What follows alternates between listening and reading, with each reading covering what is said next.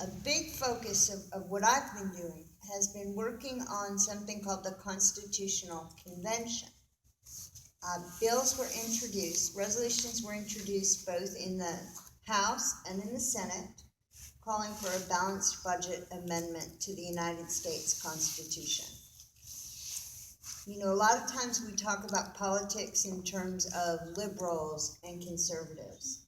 The folks on the side of the Constitutional Convention to change what our founding fathers put together as the document that represents us as Americans, that's not conservative. That's doing something really radical. Changing the Constitution with something like a balanced budget amendment. First of all, once you open the doors on a Constitutional Convention, all bets are off. It doesn't matter what they go in there to talk about. They can change it to anything they want to. That's how we ended up with the document we have now. It was supposed to be the Articles of the Confederacy, and sort of on a whim, they changed it, and we got our current Constitution. So the Constitutional Convention in itself doesn't work, as far as we're concerned. Another part of that doesn't work is the Balanced Budget Amendment.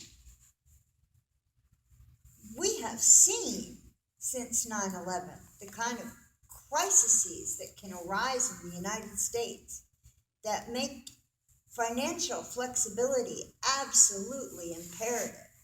Who would have predicted that we'd have to bail out the banks, the housing crisis, massive unemployment? All those things were unpredictable. And at times of economic stress, who gets hurt the most? Middle-class folks, working folks. And what a balanced budget amendment would do is, in times of crisis, take funds away from working families, take funds away from newly unworking families, and say, oh no, we've got to balance the budget, and since we now have to go to war, or since we now have to bail out the banks again, I'm sorry, we can't help you.